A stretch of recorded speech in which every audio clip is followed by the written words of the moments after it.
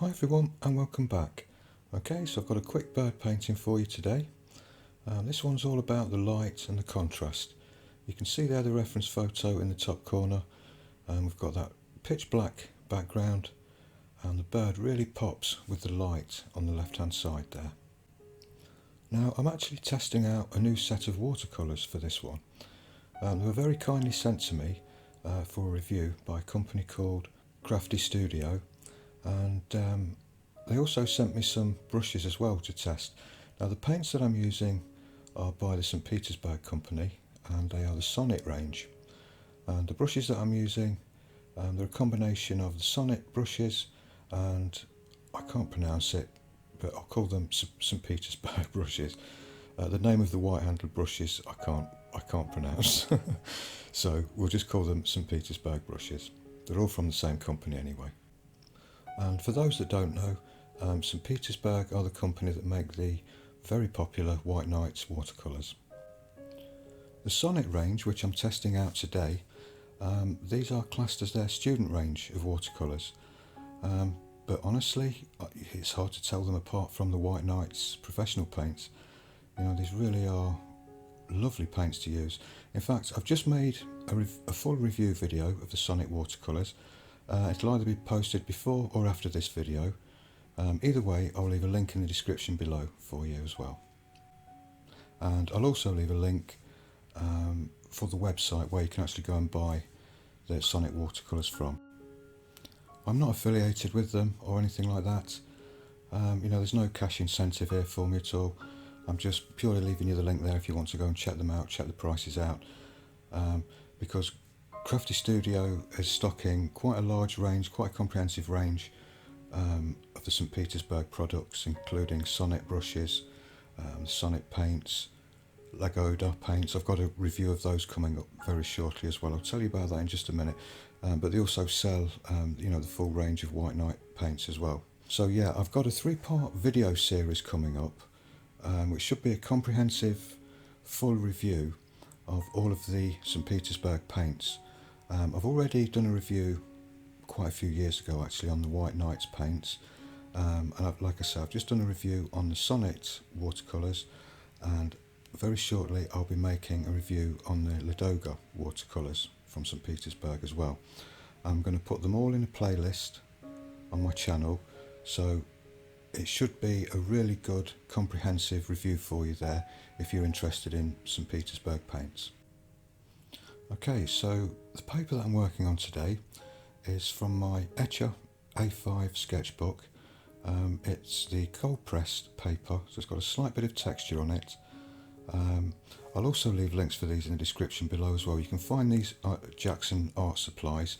I will leave a link for that in the description as well. Okay, so back to the painting then. Now you probably noticed at the start of the video I didn't actually use any masking fluid to paint the bird and the perch in. I actually painted round the outline with black paint. That's okay because it's just a flat background. If there would have been some darker shades of green in there, or some light areas, or any kind of pattern in the background at all, I would have more or less had to have used masking fluid to mask off the bird and the perch, so that I could have literally brushed over it and got a really nice kind of wet into wet effect there for the background. But because it's just a flat background, it's just as easy just to paint around the outline there and then block the area in. Now fortunately the Sonnet paints are very highly pigmented, so it only took 2 washes of black to completely black out the paper and be left with a completely flat black background there. Now using these very dark backgrounds with a focal point that's fairly light can really enhance the contrast and really add something to the focal point. Usually a lot of bird paintings that I've done and other artists do, we just leave the background white, or we might put a little bit of soft background colour and tones in there. But when you've got a subject like this that's fairly light, you know, and it's catching a lot of light, to do this on a white background would just lose you all of that contrast and that strength in the focal point. So putting those dark backgrounds in around, you know, a lighter subject really can enhance the painting. And the opposite is true, of course. If we've got a really dark subject, maybe the bird's dark in colour and tone, then obviously a lighter background is going to make it stand out and pop more. And for me, it's all about trying to capture the light in a painting. And you might think that's strange by putting a black background in. Where's the light in that? But the point is, if I'd have left that background off, the tiny bit of light that's catching the bird on the left-hand side there wouldn't really have much impact at all against a white background. But the impact that it has is tenfold. When you drop that black background in around it, it just makes the light a lot brighter. I mean, it's a common thing, isn't it?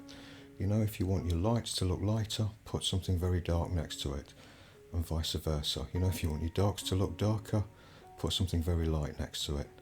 And that's exactly, what's happening here.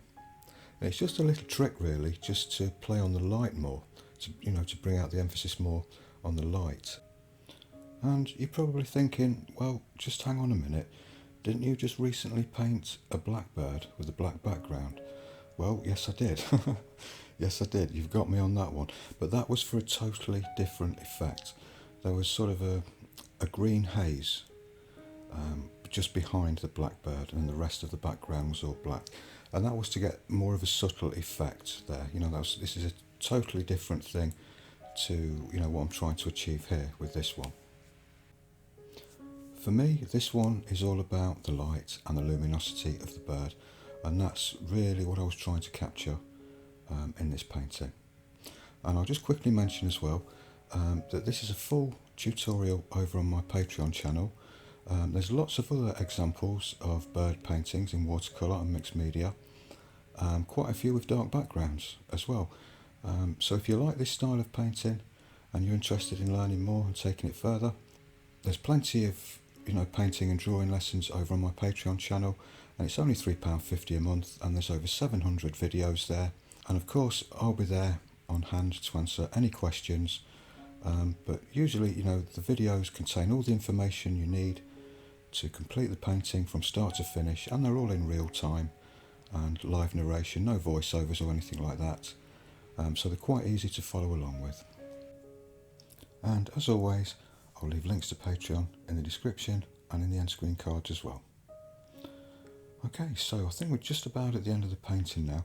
You'll probably notice actually that my camera is really struggling with the contrast in this one. I don't think it knows which to focus on, the dark background or the light of the bird, and every time my hand keeps going into the frame there, obviously the light balance is adjusting and it keeps changing, so I apologise for that. But anyway, a few final details with a detail brush, a little bit of gouache used on this as well, just to bring out the highlights a little bit more. And that's it. Peel the tape off, and there's the finished painting. So I hope you like that one. Thanks very much for watching. If you like the video, please give a thumbs up, it really helps the channel. And as always, take care everybody, and I'll see you in the next one. Bye for now.